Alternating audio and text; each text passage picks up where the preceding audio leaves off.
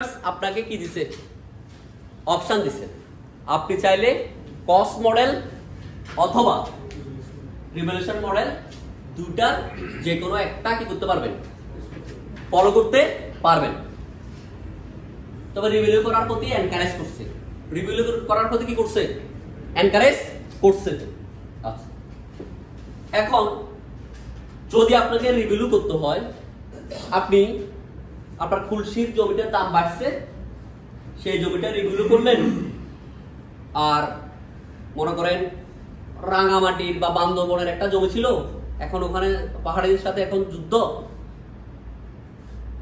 বা একটা প্রবলেম ওখানকার জমির দামটা কমে গেল আপনি রাঙামাটির জমিটা কি করলেন না রিভিউ করলেন না শুধুমাত্র খুলশির জমিটা আপনি বা বসুন্ধরার জমিটা ধানমন্ডির জমিটা আপনি কি করলেন রিভিউ করলেন অ্যাকাউন্টিং স্ট্যান্ডার্ড অনুযায়ী হবে না আপনি যদি রিভিউ করতে হয় তাহলে আপনার সব ল্যান্ডকেই রিভিউ করতে হবে ক্লিয়ার ক্লিয়ার যা অ্যাসেট আছে সবগুলোকে কি করতে হবে রিভিউ করতে হবে আপনার ফর এক্সাম্পল হ্যাঁ সব ক্লাসেস অফ অ্যাসেটকে same time at the same time review করতে হবে ক্লিয়ার এটা ক্লিয়ার তো সবাই আদারওয়াইজ ক্রিয়েটিভ অ্যাকাউন্টিং এর কি আসবে সুযোগ আসবে আপ টু ডেট রিভ্যালুয়েশন মানে এখনকার ভ্যালুটা একদম যখনই রিভ্যালুয়েশন করবেন তখনকার লেটেস্ট মার্কেট প্রাইসটাই আপনাকে কি করতে হবে ভ্যালুয়েশনে নিয়ে আসতে হবে জেনারেলি রিভ্যালুয়েশনে যেটা সারপ্লাস থাকে মানে রিভ্যালুয়েশনে যদি ক্যারিং ভ্যালু থেকে যদি রিভ্যালুড অ্যামাউন্টটা বাড়তি হয় সেটা ওসিআই হয়ে যাবে সেটা নরমালি পিএনএল হয়ে যাবে না ওসিআই হয়ে যাবে আর প্রতি 5 সর্বোচ্চ একবার যদি রিভ্যালুয়েশন করেন এরপরে আরেকবার রিভ্যালুয়েশনের গ্যাপ থাকতে পারবে অ্যাকাউন্টিং স্ট্যান্ডার্ড অনুযায়ী সর্বোচ্চ 5 বছর সর্বোচ্চ কয় বছর 5 বছর 5 বছরের বেশি গ্যাপ থাকা যাবে না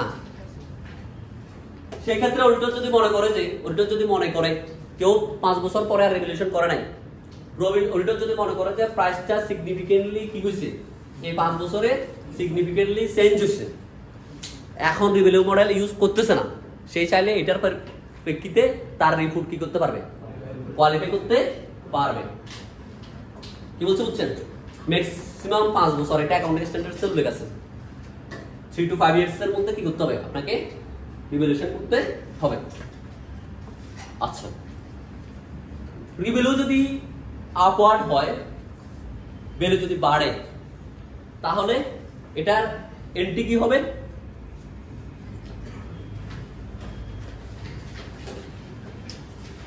ভ্যালু যদি বাড়ে ওই অ্যাসেটটা আমাকে বাড়ছে না ডেবিট হবে অ্যাসেটটা ডেবিট হবে তারপরে ওসিআই ক্রেডিট হবে তো আমাকে একবার একজন কোশ্চেন করে যে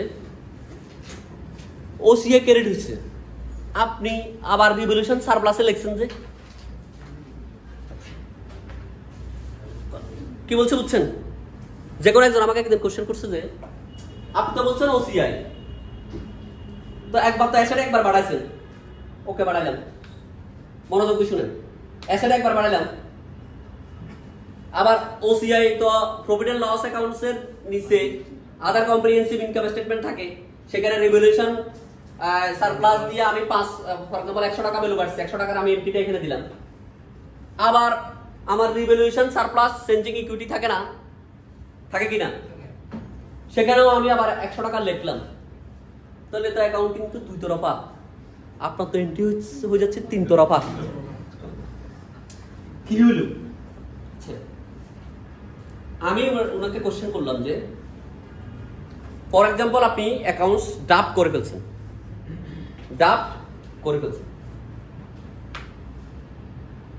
আপনার একটা অন্য ইম্প্যাক্ট বাদ দেন আপনার একটা সেলস ওমিট হয়ে গেছে বা একটা কস্ট আপনার কি হয়ে গেছে ওমিট হয়ে গেছে আপনি এন্ট্রি দেন কি কস্ট ডেবিট, রেভিনিউ হইলে রেভিনিউ ক্রেডিট। কস্টের জন্য যদি কস্টের সাথে লাইবিলিটিও রিলেটেড না, কস্ট যদি হয় আপনি লাইবিলিটি কি করলেন, হ্যাঁ লাইবিলিটি ক্রেডিট করলেন না, আপনি এটা ছাড়া আর কোনো কিছু করেন, মনে করেন অ্যাকাউন্টসটা টাইপ করে ফেললেন, মনে করেন ল্যাপটপ নাই, কিছু নাই, এক্সেলও নাই, টাইপিস্ট টাইপ করে ফেললো, টাইপ করার পরে আপনার তাহলে এই দুটো লাইন চেঞ্জ করলে হবে নাকি চেঞ্জের ইকুইটি রিটেন আর্নিংসটাও চেঞ্জ করতে হবে? তাহলে একটা এন্ট্রি সেলস এর এন্ট্রি দিয়েও তো রিটেন আর্নিংস হিট করতেছে না, তাহলে এটাও তো আপনার যারা এই ভুলটা ধরে এটাও তো দুই তরফা না, এটাও তো কি তরফা, তিন তরফা এন্ট্রি। তাহলে changing equity is not the basic part of the financial statement. এটাকে আপনি দুই তরফার স্টেটমেন্ট ধরবেন না। দুই তরফার স্টেটমেন্ট হলো যে প্রফিট এন্ড লস অ্যাকাউন্টস এবং ব্যালেন্স শিট, ওটা প্রফিট এবং ব্যালেন্স শিটের একটা চেঞ্জিং ইকুইটির যে পার্ট, ইকুইটির যে পার্টটা সেটার একটা ডিটেলস নোট, ডিটেলস প্রেজেন্টেশন। কি বলছে বুঝছেন? এটা একটা ডিটেলস প্রেজেন্টেশন, এটা নিয়ে কনফিউজ হওয়ার কিছু নাই। মানে এখানে ওসিআই দিচ্ছি মানে রিভলিউশন সারপ্লাসে চেঞ্জিং ইকুইটিতে যাবে, ওখানে রেভিনিউতে দিচ্ছি মানে প্রফিট বেড়ে যাবে, এই প্রফিটটা বাড়তি প্রফিটটা আবার রেভিনিউতে রিটেন আর্নিংসে আবার যাবে। এই কোশ্চেনটা অনেকের মাথায় মানে অনেকের জানার করার সময় আসছে কিনা, কিন্তু তিন জায়গায় যাচ্ছে অঙ্ক করার সময় কিরে আমরা তো প্রতিটা জিনিসে তো তিন জায়গা, ওটাকে আপনি বেসিক পার্ট ধরবেন না, দুই তরফা দাখিলের পার্ট ধরবেন কোনটাকে, ব্যালেন্স শিট এবং পিএনএলটা। অনেকে আমি এখন যেভাবে বলতেছি এভাবে কি চিন্তা করছেন? জার্নালগুলো চিন্তা করছেন এভাবে? এটা যে একটা নোটস, কনফিউশন থাকবে না। তাহলে আপনার এই ওসিআই মানে রিভলিউশন সারপ্লাস, অনেকেই অবলিক রিভলিউশন সারপ্লাস, ব্যাকেটে ওসিআই দিলাম, ঠিক আছে ক্লিয়ার? এখন এন্ট্রিটা আমি এখন এটা ব্যালেন্স শিট এন্ট্রি দিলাম, ব্যালেন্স শিটে ফিনাল বাদ দেন, ব্যালেন্স শিটে এটা অ্যাসেটের সাথে কি হবে, ডেবিট হবে। রিভলিউশন সারপ্লাস ব্যালেন্স শিটে আবার আলাদা থাকে না, ইকুইটি স্টেটমেন্টে আলাদাভাবে থাকে না, হ্যাঁ পিএনএল এর আদার কম্প্রিহেনসিভ সহ ধরলে profit and loss and other comprehensive income দুটো মিলে একটা, এটা এবং ব্যালেন্স শিট ফিনান্সিয়াল পজিশন, এই দুটা হলো যে দুই তরফা দাখিলা পদ্ধতির আপনার ওই টেস্টের বিষয়। চেঞ্জিং ইকুইটিতে কি এন্ট্রি দিচ্ছেন সেটা জানাল আমরা দিই না, সেটা অটোমেটিক্যালি জানাল পরে। আপনি সেলস ক্রেডিট করলে অটোমেটিক্যালি আপনার প্রফিট বেড়ে এটার একটা রিটেন আর্নিংসে চলে যাচ্ছে না? কি বলছে বুঝছেন? ক্লিয়ার এখন? তাহলে রিভলিউশন সারপ্লাস এবং ওসিআই ক্রেডিট এটা হলো যে কিসের আপওয়ার্ড রিভলিউশন। ক্যারিং ভ্যালু ছিল 100, এখন রিভলিউট ভ্যালু হলো 200, 100 টাকার ভ্যালু বেড়ে গেছে। Asset debit revolution surplus credit, এটা ইনিশিয়াল জার্নাল। সাবসিকুয়েন্ট জার্নালও হবে না, সেটা কি হবে সেটা আমরা পরে আসতেছি। ডাউনওয়ার্ড রিভলিউশন হইলে মানে অ্যাসেটটার দাম কমে গেছে, তাহলে অ্যাসেট কি ক্রেডিট, অ্যাসেট ক্রেডিট।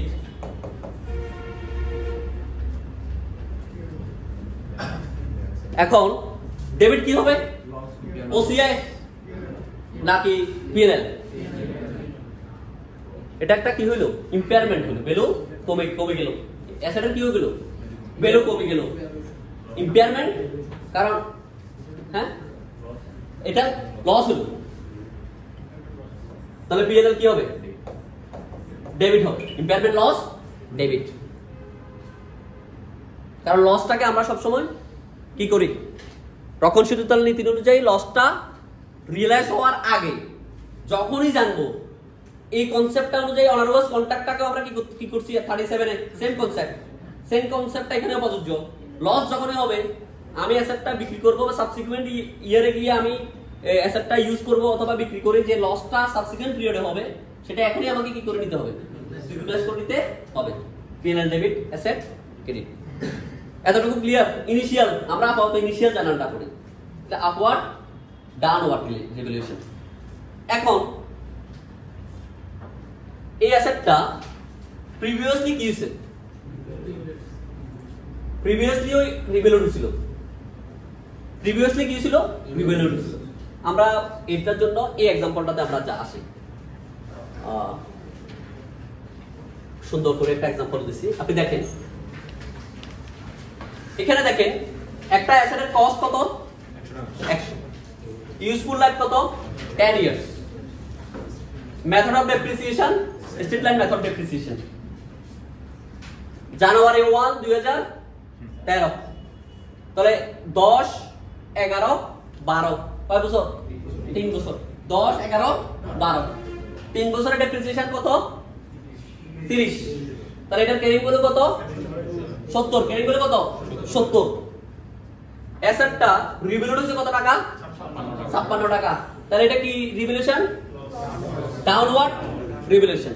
তাহলে এখানে কি হইছে ইমপেয়ারমেন্ট হচ্ছে কত টাকা 14 টাকা, impairment debit asset credit, clear. Subsequently January 2016 তে এই অ্যাসেটটা আবার রিভ্যালুড করছেন, তখন গিয়ে এই অ্যাসেটটা রিভ্যালুড হচ্ছে কত টাকা 60 টাকা। ওই অ্যাসেটটার ক্যারিং ভ্যালু এখন কত টাকা, এখন এখানে কয় বছর 13, 13 পরে কয় বছর 13 পরে কয় বছর 13 14 15 3 বছর। এই 3 বছর অ্যাসেটটার লাইফ ছিল কয় বছর 7 বছর, লাইফ ছিল কত বছর, মনোযোগ দিয়ে শুনতে হবে, প্রসপেক্টিভ ইমপ্লিকেশন। এখানে ছিল কত বছর 7 বছর, তখন এটার ভ্যালু ছিল কত টাকা, রিভ্যালুড ছিল কত টাকা 56 টাকা, তাহলে প্রতি বছর 7 8 56 8 টাকা করে ডেপ্রিসিয়েশন, তাহলে 8 টাকা করে হলে 3 8 24, 56 থেকে 24 গেলে কত টাকা থাকে 32, ক্যারিং ভ্যালু কত টাকা থাকে 32, অ্যাসেটটা রিভ্যালুড হচ্ছে কত টাকা 60 টাকা, তাহলে এটা কি রিভ্যালুয়েশন হচ্ছে আপওয়ার্ড রিভ্যালুয়েশন হচ্ছে, কি রিভ্যালুয়েশন হচ্ছে আপওয়ার্ড। আপনারা নরমালি শিখছেন, নরমালি জানছেন আপওয়ার্ড রিভ্যালুয়েশন মানে অ্যাসেট ডেবিট ওসিআই ক্রেডিট, কিন্তু এখানে আসি সিনারিওটা একটু ডিফারেন্ট, এখানে আসি সিনারিওটা একটু ডিফারেন্ট। এই পার্থক্যটা আপনাকে বুঝতে হবে। এই অ্যাসেটটার এগেইনস্টে অতীতে যে পরিমাণ পিএলএল হিট নিছি ওই পরিমাণ এখন গেইন আগে নিয়ে নিব, তাহলে ওই অ্যাসেটটা ডেবিট করছি 28, ইমপেয়ারমেন্ট যেটা আগে ডেবিট করছিলাম সেটাকে এখন ক্রেডিট করতেছি, তাহলে ইমপেয়ারমেন্টে ক্রেডিটও থাকতে পারে। অনেকে জিজ্ঞেস করতে পারে কি পিএনএল এর ইমপেয়ারমেন্টে ক্রেডিট কেমনে আসলো, রিভার্সাল হচ্ছে, আগের এস্টিমেট কি এখন কি হইছে আপডেটেড ইনফরমেশন হয়ে এই বছরের পিএনএল হয়ে আসবে, কারণ এটা এস্টিমেটের কি হইছে চেঞ্জ হচ্ছে, প্রসপেক্টিভ ইমপ্লিকেশন, এই বছরের পিএনএল হয়ে আসবে। তাহলে ইমপেয়ারমেন্ট ক্রেডিট 14, এই বাকি যে এক্সট্রা বাকিটা আবার ওসিআই ক্রেডিট, ক্লিয়ার। এই রিভলিউশন করার সময় যদি আপনারা এই দুটো एग्जांपल আপনাদের মাথায় থাকে, আপনাদের কোনো অঙ্কে কোনো জার্নালে কনফিউশন আসবে না। আরেকটা एग्जांपलটা আমরা দেখি, cost 100, useful life 10 years, method of depreciation straight line, revalued at 84, তাহলে ক্যারিং ভ্যালু 70, তাহলে কত টাকা ভ্যালু বাড়ছে 14 টাকা, তাহলে অ্যাসেট ডেবিট 14, যেহেতু আপওয়ার্ড রিভ্যালুয়েশন সারপ্লাস, ক্রেডিট কত টাকা 14 টাকা, ক্লিয়ার এতটুকু 14 টাকা।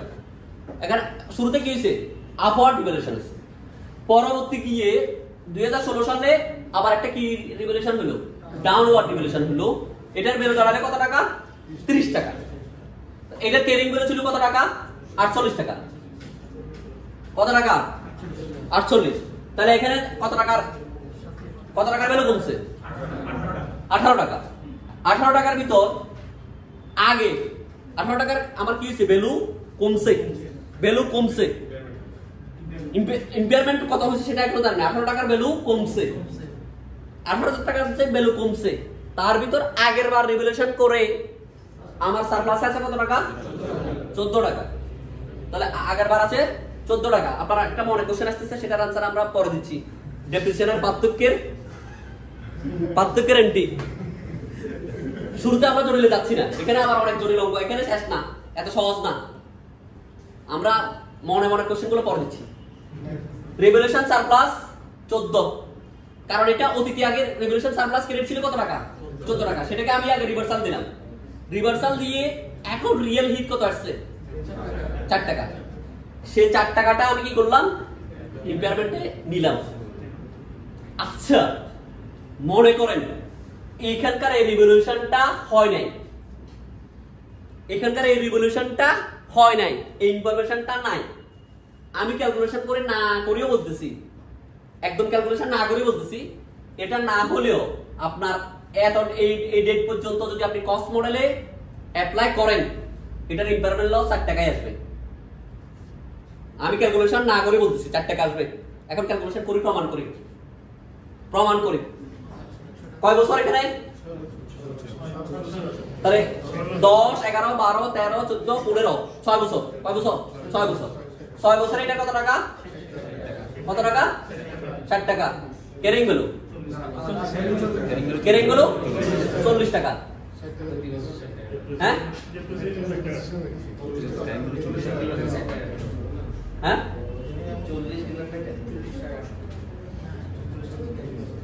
না না, এটা 2000 কত সাল,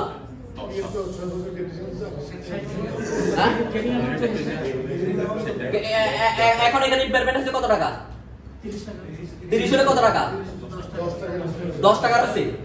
এখানে যে 4 টাকা হচ্ছে সেটা কিভাবে এলিমিনেট হবে আমি বলি, এটা আলোচনা আসতেছি, ওটার মনে মনে যেটা ছিল যেটা এখন বলি। এখন দেখেন এখানে কত টাকা, 6 টাকা এক্সট্রা, 6 টাকা। আপনাদের কাছে মনে হচ্ছে যে কিরে আমি যদি মাঝখানে রিভ্যালুয়েশনটা না করতাম তাহলে তো আমার ইম্পেয়ারমেন্টে কত টাকা চার্জ হতো, 10 টাকা, কিন্তু আমার তো ইম্পেয়ারমেন্টে রিভ্যালুয়েশন করার কারণে কত টাকা হচ্ছে, 4 টাকা হচ্ছে। তাহলে এখানকার এটা একটু ডিসটর্টেড ফিগার হচ্ছে না মাঝখানে একটা রিভ্যালুয়েশনের কারণে, সেটা হচ্ছে না। অ্যাকাউন্টিং আমরা এখনো রিভ্যালুয়েশনের সকল জার্নাল আপনাদেরকে ক্লিয়ারলি বলি নাই, একটা জিনিস হাইড করছি, সেটা হলো যে কস্ট মডেল এবং রিভ্যালুয়েশন মডেল ডেপ্রিসিয়েশনের যে পার্থক্য, সেই পার্থক্যটা রিভ্যালুয়েশন রিজার্ভ থেকে রিটেন আর্নিংসে প্রতি বছর বছর কি করা যায়, ট্রান্সফার করা যায়। আপনাদেরকে এর আগে ক্লাসে আলোচনা করছি রিভ্যালুয়েশন মডেলের যে গেইনটা সেটা আমরা ওসিএতে কেন রাখি, ওসিএতে রাখি, এটা আমার রিলায়েজেবল কোনো গেইন না। যদি সেটাকে আমি রিটেন আর্নিংসে দিই, রিটেন আর্নিংসটা তো ডিভিডেন্ড হিসেবে ডিক্লেয়ার করা যায়। তাহলে আমার একটা ল্যান্ড আছে 3 কোটি টাকা, ল্যান্ডটার এখন ভ্যালু কস্ট প্রাইস ছিল 3 কোটি, এখন এটার ভ্যালু হলো যে 100 কোটি বা 50 কোটি বা 10 কোটি। এই যে 7 কোটি টাকা একটা রিভ্যালুয়েশন গেইন হয়েছে, সেটাকে যদি আমি রিটেন আর্নিংসে দিতাম, ডিভিডেন্ড ডিক্লেয়ার করতাম, আমার ম্যানেজমেন্ট তো পরের দিন নরমাল অপারেশনও রান করতে পারবে না, সেই জন্য সেটাকে আমরা ওসিএতে রাখতেছি। এখন রিভ্যালুয়েশন করার কারণে আমার ডেপ্রিসিয়েশন আগে হতো কত টাকা, 10 টাকা, এখন আমি রিভ্যালু করছি কত, 84 কে যদি আমি কত দিয়ে ভাগ করি, 7 দিয়ে ভাগ করি, তাহলে কত, হ্যাঁ 12 টাকা। তাহলে কত টাকা, 12 টাকা। তাহলে প্রতি বছর এক্সট্রা ডেপ্রিসিয়েশন চার্জ হচ্ছে কত টাকা, 2 টাকা। তাহলে 2 টাকা যেটা এক্সট্রা ডেপ্রিসিয়েশন হিট কে নিয়ে নিছে, 3 বছরের 6 টাকা হিট সে আগে পিএনএল এক্সট্রা ডেপ্রিসিয়েশন হিট নিয়ে নিছে না। এখানে ডেপ্রিসিয়েশন এটা কোথায় গেছে, ডেপ্রিসিয়েশন কোথায় যায়, পিএনএল এ যায়। ডেপ্রিসিয়েশন সে পিএনএল এক্সট্রা ডেপ্রিসিয়েশন চার্জ করে সে 2 টাকা 2 টাকা 2 টাকা 6 টাকা এক্সট্রা ডেপ্রিসিয়েশন সে এই 3 বছরে 6 টাকা চার্জ নিয়ে নিছে না আগে। তাহলে এই 6 টাকা প্লাস এই 4 টাকা টোটাল 10 টাকা এক্সট্রা হিট সে আগে নিয়ে নিছে 2 টাকা 2 টাকা। এখন একটা চয়েস, এটা কিন্তু কারেক্ট, এতটুকু তো কারেক্ট। তো এখন কেউ কেউ কোশ্চেন করতেছে যে ভাই আপনি আমাকে রিভ্যালুয়েশনের গেইনটা রিটেন আর্নিংসে দিতে দিলেন না, কিন্তু এক্সট্রা ডেপ্রিসিয়েশন যেটা আসলো সেটার কারণে তো আমার রিটেন আর্নিংসে ভ্যালু কমে যাচ্ছে। আমি শেয়ার হোল্ডাররা রিভ্যালুয়েশন করে কি দোষ করলাম, আমি যখন ডিভিডেন্ড পাচ্ছি না, এক্সট্রা রিভ্যালুয়েশনের কারণে আমার ডেপ্রিসিয়েশন কস্ট অনেক বেড়ে গেল, আমার ডিভিডেন্ডও কমে যাচ্ছে। অ্যাকাউন্টিং স্ট্যান্ডার্ড তখন বলল যে আসো তোমাদের যেটা দুটা মেথডের মধ্যে যে পার্থক্যটা হবে সেই পার্থক্যটা তোমরা চাইলে রিটেন আর্নিংসকে ক্রেডিট করে রিভ্যালুয়েশনটাকে প্রতি বছর বছর ডেবিট করতে পারবা। এটা একটা চয়েস। তো ম্যানেজমেন্ট যেই চয়েসে যায় সেই অনুযায়ী ওরা এন্ট্রি দিবে। ম্যানেজমেন্টের যদি ডিসিশন বা ডিভিডেন্ডের ওই ডিসিশনে যদি ইম্প্যাক্ট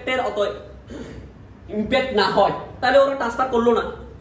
এটা এটা চয়েসের বিষয়। এটা কিসের বিষয়? পলিসির বিষয়। এটা কিসের বিষয়?